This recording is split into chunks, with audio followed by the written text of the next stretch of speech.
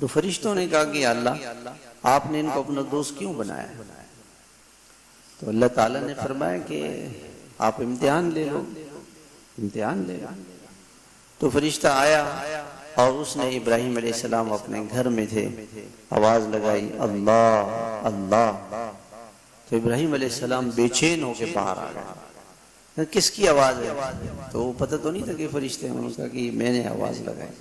کہ ایک مرتبہ آواز اور لگا، کہنا یہ صدا ایسے نہیں لگتی ہے، اس کو کچھ دینا پڑے گا۔ کیا لینا چاہتے ہو؟ جتنا آپ کا یہ مکان اور یہ پیسے میسے اور یہ جو جانور ہیں یہ سب کا سب لے سب دے دیے اللہ کو۔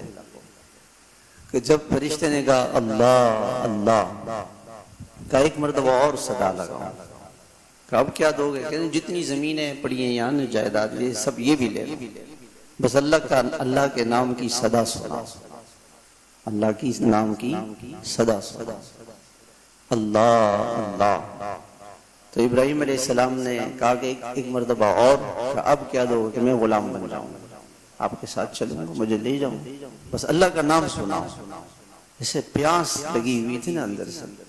ہمیں تو بھائی ذکر کا وقت نہیں ملتا، تہجد کا وقت نہیں ملتا، اللہ سے ملاقات، تہجد میں تو اللہ سے ملاقات کا وقت نہیں ملتا، نماز جلدی جلدی